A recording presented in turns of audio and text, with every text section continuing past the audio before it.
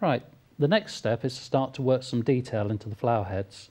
What I've done, I've reduced my brush size down, so I was working with a 1-inch flat brush. I've gone down to a 1/2-inch brush just to give me a little bit more flexibility on how I work into the detail.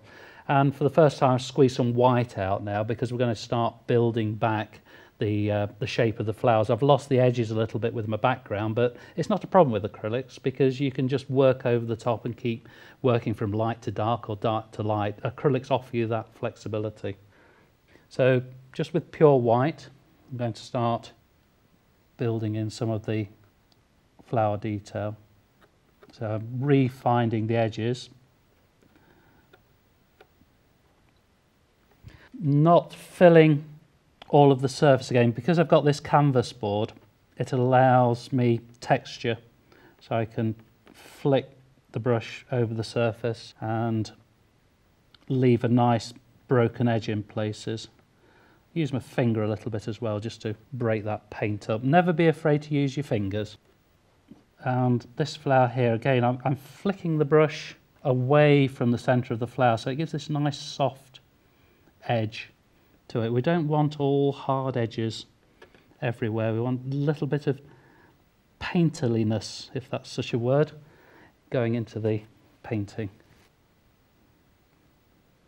So that's just bringing back the flower head shapes.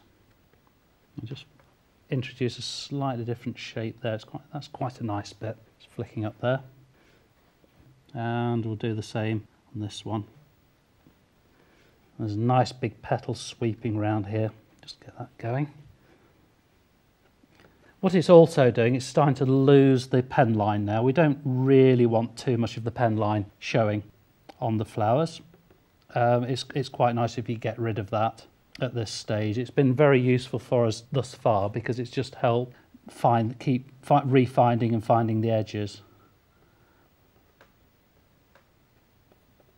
So that's just very quickly got them in. I think what I'll do while I'm at it, there is a suggestion of flowers on the edge, so I'll just give an impression of some more magnolia heads just right to the edge of the picture, but just an impression. I don't want to be as detailed as the others, so really I've got in my mind the general shape of them. So just flick those colours around, and then we've got a nice twig that the parts are supported off, the flowers are supported off, so just take that through as a guide so that I've got something to work with a little bit later. Now it's time to work on the centres of the flowers. It's often the centre, I think, of a flower, almost like the eye in an animal, that really brings them to life. So I'm going to make a mixture of yellow ochre and a bit of burnt sienna, a tiny touch of red, just to bring out those flower centres. I try not to do too much mixing in the palette, but rather picking up individual bits of colour on the brush and just letting them mix on the surface. I think you get a much nicer result when you do that.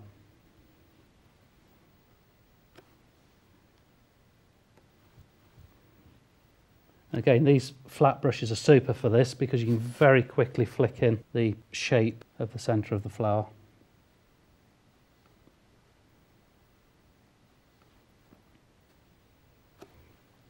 Just needs a little bit of dark. I've squeezed out a little bit of purple in there, or a violet, and that just gives us a nice dark on that side. And I can just flick that up there as well, the same colour.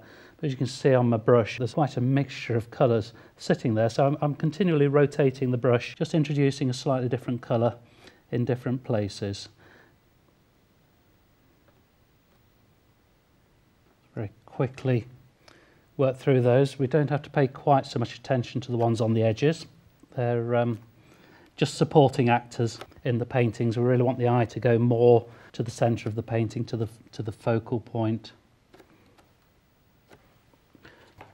We now need some shadows and tone going into these flower heads, and I've got a violet and a blue and a white, so I'm going to use a combination of those to create the shadows in the petals. This is a little bit hit and miss, so I generally just make the mixture up in the palette first and then just give it a test on here just to see, just make sure I don't go too dark too soon. That's not too bad. Maybe just add a little bit of white as we move up towards the outer edge of the petal so that it's not all exactly the same. Run that through there.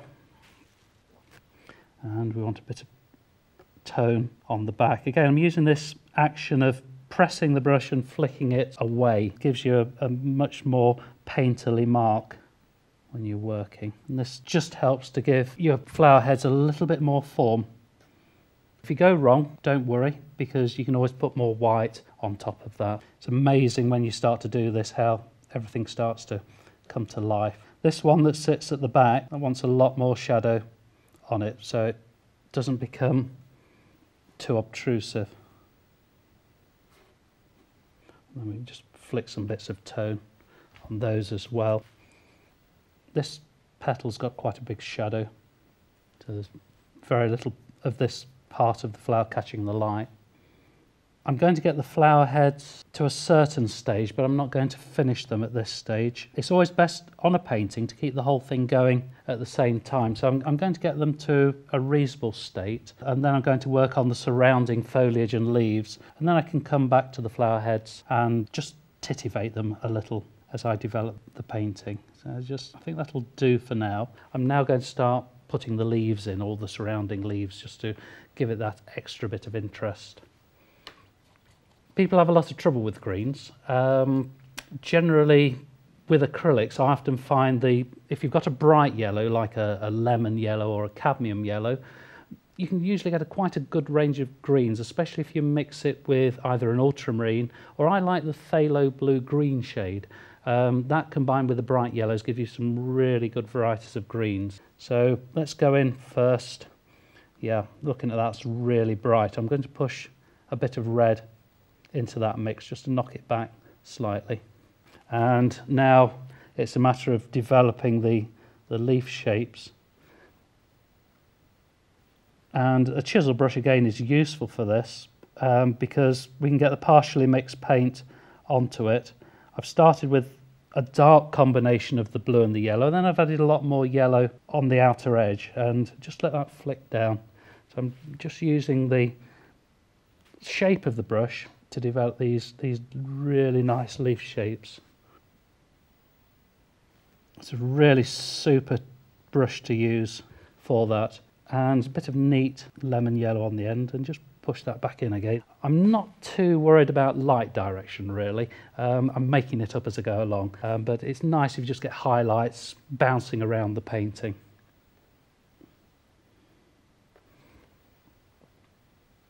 Put a little tiny bit of purple in it so that we get some slightly more subtle leaf shapes.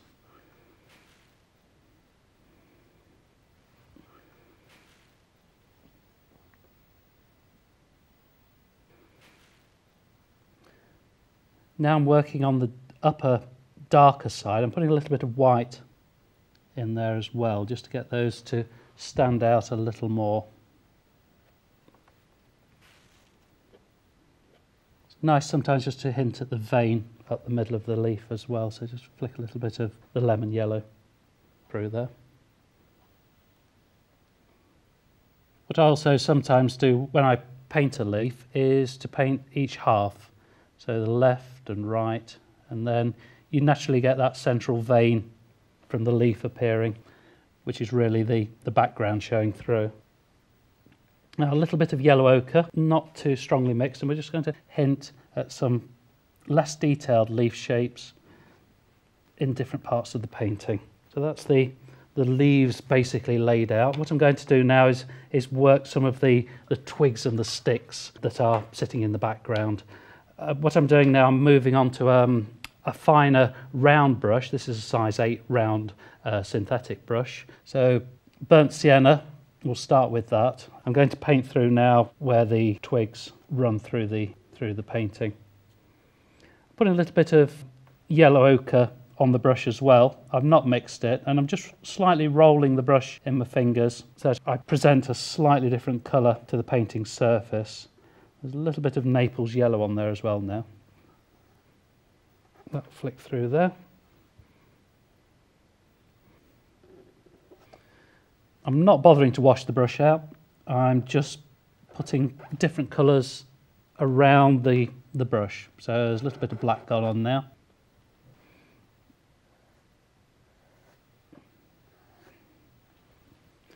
And I'm constantly thinking now about the background, so when I'm painting against the slightly lighter background, just use some slightly lighter pigment. What I'm doing with the brush, I'm doing this in a circular sweeping motion, so as the brush just catches the surface, and then I lift and you get these nice thin shapes that represents the twigs.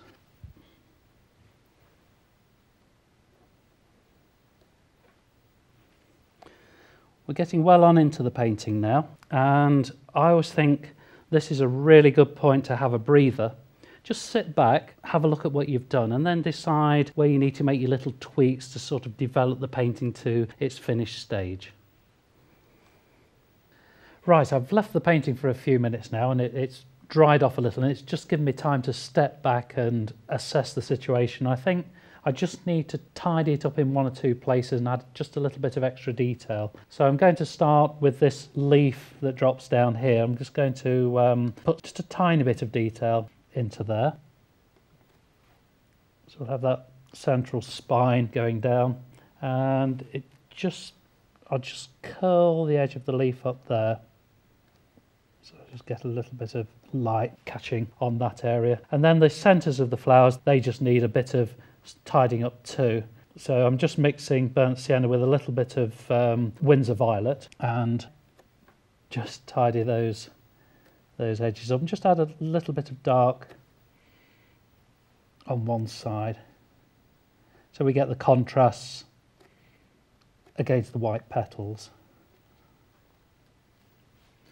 Going back in with a little more white and use that. The shape's not very good there, so just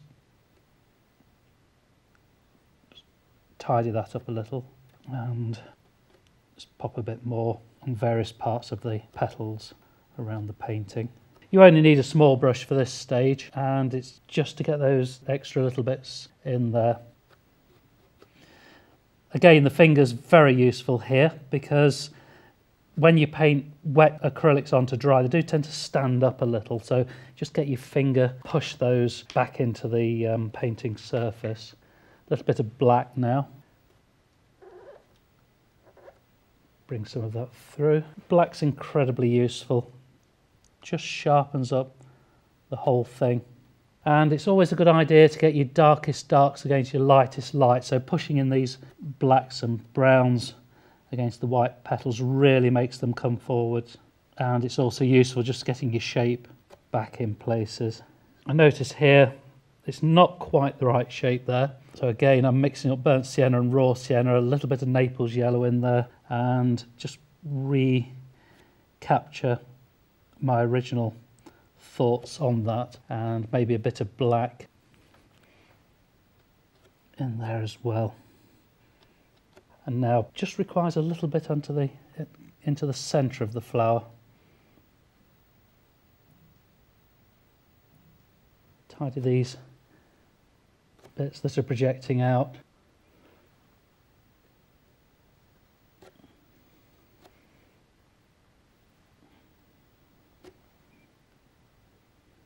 Flick a little bit of paint through that I've got remaining on the brush. Just give a few little highlights as if they're shining through gaps in the hedgerow.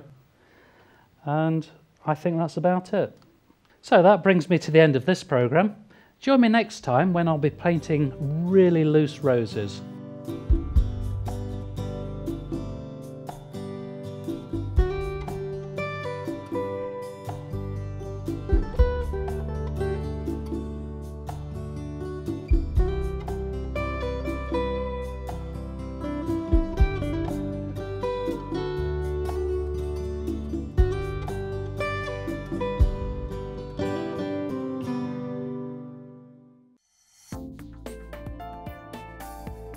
Now available to buy. Try these techniques at home whenever you wish. The extended DVD of today's workshop and the book that accompanies this series are now available from the Painting and Drawing channel. For further information and to order your copy, go to www.paintingdrawingchannel.com.